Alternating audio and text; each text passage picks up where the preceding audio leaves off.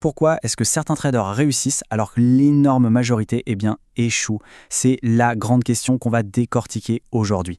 Et vous allez voir, la réponse se trouve rarement dans une stratégie secrète, mais plutôt dans cet espace complexe qu'on a entre les deux oreilles. Allez, on commence par un chiffre qui fait un peu froid dans le dos. Selon l'autorité des marchés financiers, 89% des traders particuliers perdent de l'argent. Ce n'est pas une opinion, c'est une statistique qui nous rappelle la dure réalité du marché. Les enjeux sont donc extrêmement élevés. Du coup, la question s'impose, non? Si autant de monde est attiré par les marchés, pourquoi est-ce qu'on a un taux d'échec aussi énorme? C'est précisément ce qu'on va explorer ensemble. Alors, voilà notre plan de match. D'abord, on va déconstruire un mythe tenace. Ensuite, on va plonger au cœur du champ de bataille mental. Puis, on verra les outils concrets pour se protéger. Le plan, la gestion des émotions et enfin, comment devenir un opérateur discipliné. Première partie, donc, le mythe du trader gagnant. On va s'attaquer à cette idée reçue que beaucoup de débutants partagent, cette croyance qu'il existerait une sorte de stratégie infaillible, une formule magique. Ce qui est intéressant, c'est que, oui, bien sûr, il faut un avantage technique, ce qu'on appelle un edge. C'est indispensable. Mais c'est loin, très loin d'être suffisant. Des traders brillants techniquement échouent tous les jours. Pas à cause de leur stratégie, non, mais parce qu'ils n'ont pas maîtrisé la partie la plus importante du jeu.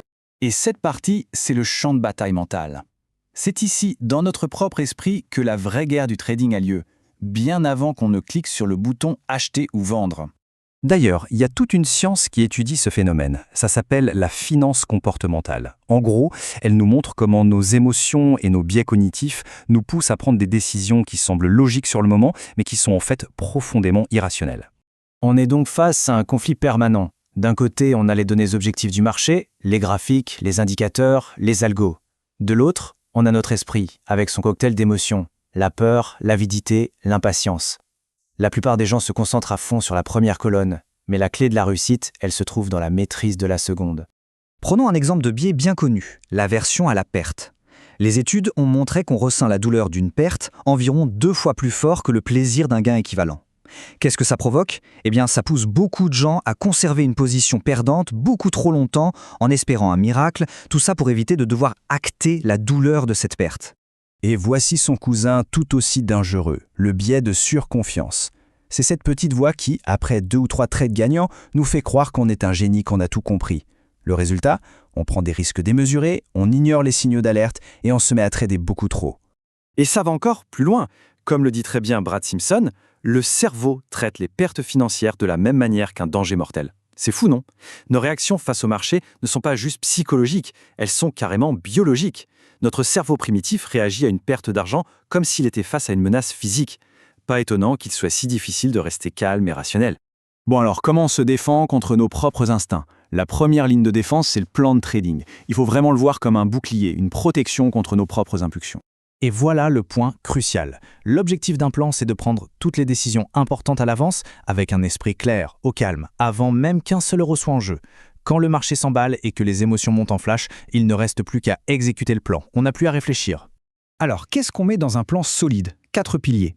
1. On définit sa perte maximale par jour et c'est non négociable. 2. On sait précisément pourquoi on entre. 3. On sait exactement où on sort, que ce soit en gain ou en perte. Et enfin 4. On gère la taille de sa position pour qu'aucune perte ne soit jamais dévastatrice. Suivre ces règles, ça nous amène à un changement total de perspective. Le succès en trading, ça ne se mesure pas au résultat d'un trade, mais à la capacité à exécuter son processus, son plan, de manière impeccable. Un trade perdant, mais parfaitement exécuté, est une immense victoire. Un trade gagnant, basé sur la chance, c'est une défaite qui se déguise. Mais voilà, même avec le meilleur plan du monde, les émotions, elles, seront toujours là. Il faut donc apprendre à maîtriser ce qu'on pourrait appeler le dragon à 2 têtes, la peur et l'avidité. La peur, elle a plusieurs visages. Il y a le fameux FOMO, la peur de rater une opportunité, qui nous fait acheter au plus haut. Il y a la peur de perdre ses gains, qui nous fait vendre beaucoup trop tôt. Et puis, il y a la peur d'avoir tort, celle qui nous paralyse et nous empêche de prendre les bonnes décisions, comme couper une perte rapidement. Reconnaître ces schémas, c'est déjà la première étape pour les déjouer. L'objectif, ce n'est donc pas de devenir un robot sans émotion. C'est impossible.